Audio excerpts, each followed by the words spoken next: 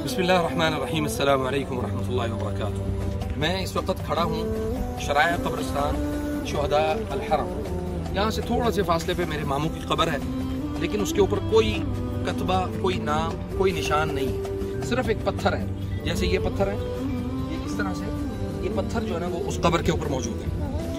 अब यहाँ पे नुक्ते की बात ये है कि हमारे पाकिस्तान, हिंदुस्तान और बांग्लादेश के कब्रिस्तानों में हम बाकायदा तौर पे उन कब्रों की निशानी रख देते हैं। निशानी के तौर पे मसलन उसके ऊपर कतबा लगा दिया, उसके ऊपर डेट ऑफ बर्थ लिख दी, उसका नाम लिख दिया और वो सारी चीज़ें हमने मुतय्यन कर दी।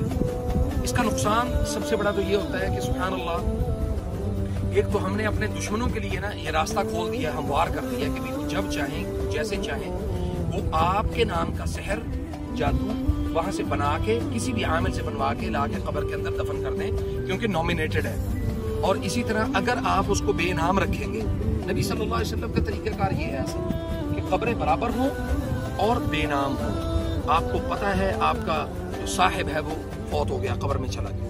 अब अल्लाह सुब्हानहू व तआला ने तो कहीं हुक्म नहीं दिया कि अपनी कब्रों को ऊंचा करो, पुख्ता करो। हमने क्या किया जी, कब्रें ऊंची और पुख्ता करके सबसे पहले तो रसूलुल्लाह सल्लल्लाहु अलैहि वसल्लम की उस बात को हमने तर्क कर दिया है जिसमें नबी सल्लल्लाहु अलैहि वसल्लम ने फरमाया कि कब्रें पुख्ता नहीं होनी चाहिए। हमने अपने कब्रिस्तानों में जगह बढ़ा दी, यानी जगह कम कर दी हैं और दफन करने की जगह कम हो गई।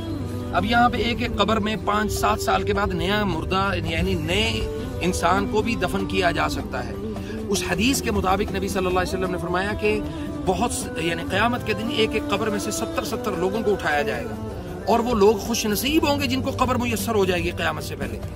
और हमारे यहाँ क्या होता है कि हम सबसे पहले तो जगह 12-15 लाख रुपए की लाहौर के मियानी कब्रिस्तान में जगह खरीदेंगे, उसके बाद जगह खरीद के जो है ना उसके ऊपर कतबे के अलग पैसे देंगे, कब्रिस्तान वालों को अलग देंगे, दफन करने के अलग देंगे, उसकी रख रखाव करने के और उसको चीज़ों को बेहतर करने के पैसे हमने अलग देंगे। तो ये सारी चीज़ें आप यहाँ पे देखें, सुन्नत नबी सल्लल्लाहु अलैहि वसल्लम के मुताबिक कब्रिस्तान इस तरीके से बना दिए गए हैं कि यहाँ पे कोई नामो निशान बाकी नहीं है किसी शख्स का कि ये फलां शख्स की कब्र है। उसका रिकॉर्ड जो है ना वो रिकॉर्ड रूम वो सामने, उधर सामने उस रिकॉर्ड रूम के अंदर सबका रिकॉर्ड मौजूद है कि यहाँ पे जैसे मसलन 12 नंबर ब्लॉक में 546 नंबर कब्र है, 546 नंबर कब्र मेरे मामू की। ये अब हमें सिर्फ पता है, हमारे दुश्मन को तो नहीं पता। या सुभान अल्लाह, चलें जी दुश्मन को पता लग भी जाता है, वो यहाँ पे आके कैसे ढूंढेगा?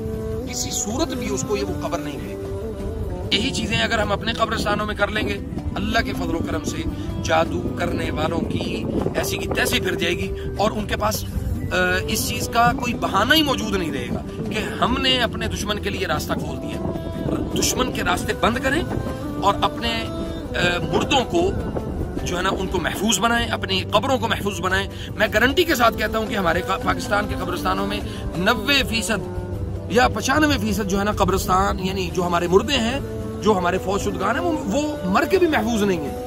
उनकी कब्रों में मैंने खुद जाके कई बेशुमार कब्रों में से उनके पाँव वाली साइड से, किसी की सर वाली साइड से, किसी के दरमियान में से हमने चीजें निकाली हैं। बेशुमार आपने वीडियोस भी देखी होंगी। बस इसलिए मैं सबसे ये गुजारिश करूंगा कि अपने मुर्दों को उनकी भी हिफाजत करें।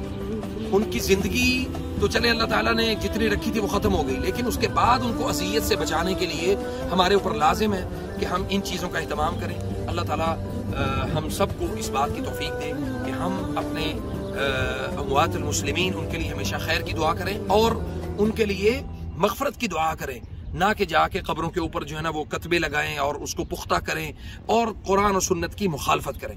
फ़जज़ाकुमुल्लाहु खैर। अस्सलामु अलैकुम व रहमतुल्लाहि व बरकातुहू।